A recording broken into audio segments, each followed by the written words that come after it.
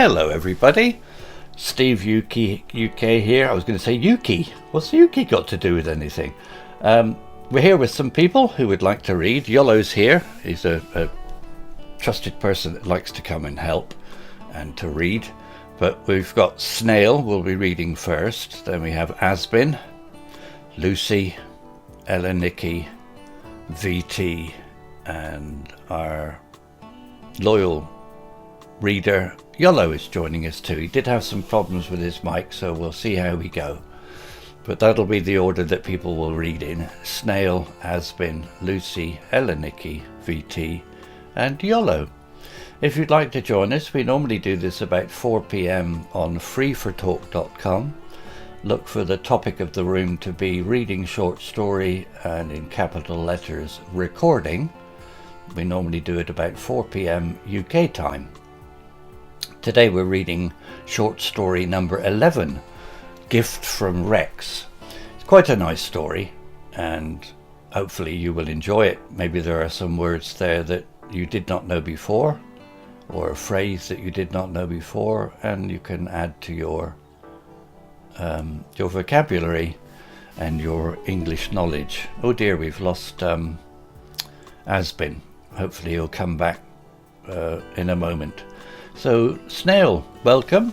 If you'd like to start your reading, please. Thanks, Steve, for giving me this opportunity. You're welcome. So, short story 11, Gift from Rex. Steve had always loved dogs ever since he was a boy. He grew up with a loyal Labrador named Rex, who was his best friend and companion. They did everything together, from playing in the backyard to going on camping trips. Rex was more than a pet to Steve. He was a family member. When Rex passed away at the age of 12, Steve was heartbroken and vowed to never get another dog. He felt that no other dog could replace Rex in his heart. He buried Rex in his garden under a tree that they used to sit under.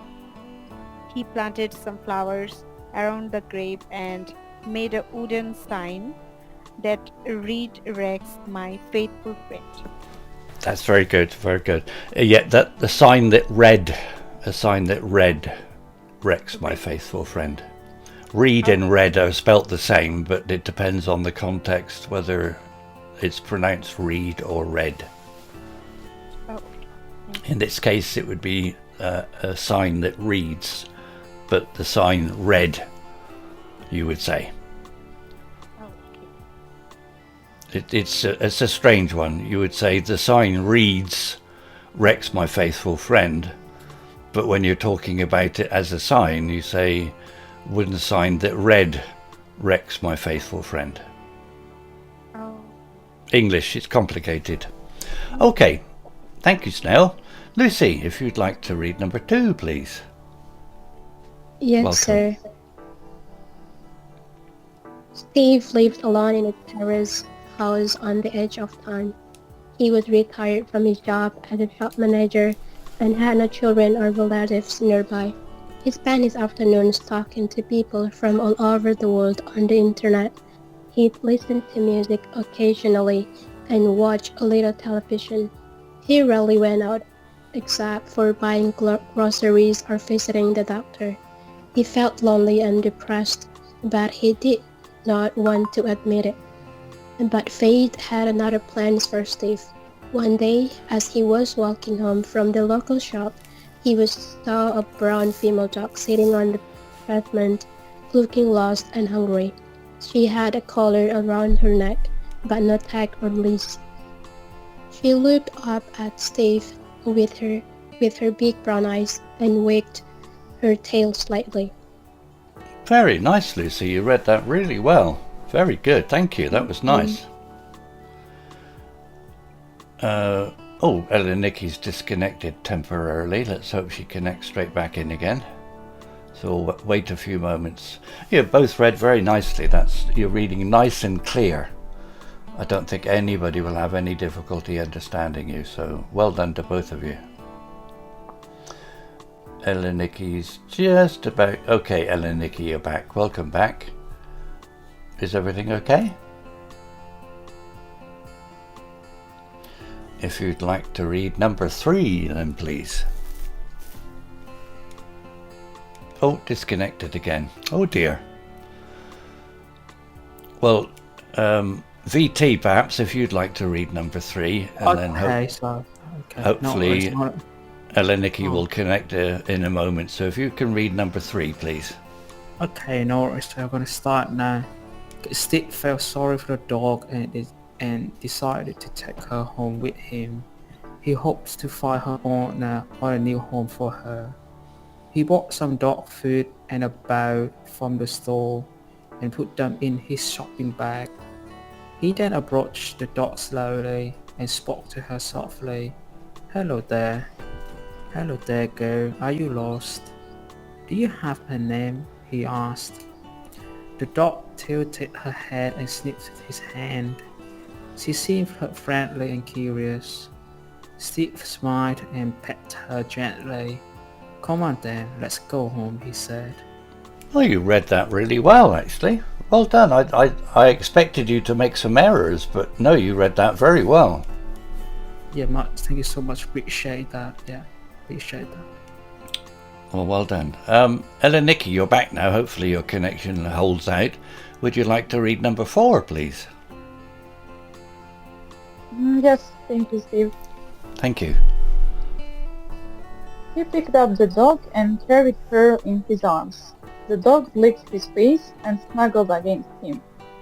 Steve felt a warm feeling in his chest, something he had not felt for a long time. He named her Bobby, after his father, who was called Robert. He soon discovered that Bobby was a smart and friendly dog, who loved to play fetch and cuddle with him on the couch. He also had a knack for finding things that Steve had not misplaced, such as his glasses or keys. She would bring them to him with a proud look on her face, as if to say, look what I found for you. Yeah, very nice. You read that nicely, Eleniki. Thank you. Okay, Yolo, you're here. Hopefully your mic is working. Yes, hello Steve. Hello. Steve began to feel a bond with Bobby and realized that she had filled the void that Rex had left in his life. He started to enjoy life again, thanks to Bobby's company and affection. Steve and Bobby became inseparable. They all went for long walks in the park, visited the local pub, where Bobby was welcomed by the regulars, and watched TV together in the evening. Steve even bought Bobby a new bed, toys and treats. He also took her to the vet for a checkup and vaccinations. He learned that Bobby was a mixed breed of German Shepherd and Beagle, and that she was about 2 years old. Very good, Yolo. Well done. You read that nicely. Well, as we lost Asbin, I'll read number 6 then. But shame Asbin didn't come back. Okay, not to worry. Steve decided to keep Bobby as his own dog. He felt that she was a gift from heaven sent to him by Rex. He thanked Rex for bringing Bobby into his life and promised to take good care of her. He also thanked Bobby for giving him joy and companionship and told her that he loved her very much. Bobby wagged her tail and licked his face as if to say that she loved him too. They hugged each other and smiled, happy to have found each other. Oh, isn't that a nice story? I like a happy story. Well, thank you for reading, everybody. It was nice of you to join in and read. Let me just take that off of there.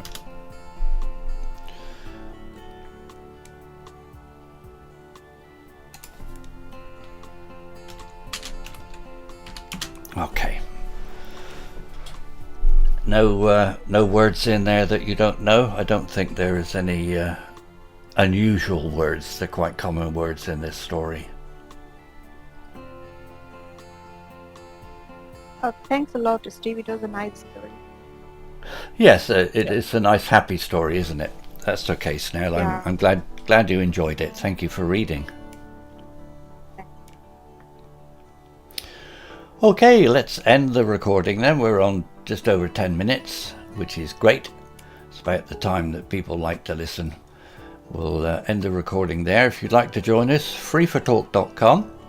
Look for a room with the topic reading short story and recording in capital letters, and you're welcome to join us and practice your reading. You can help yourself and help other people too with their English learning. Thank you.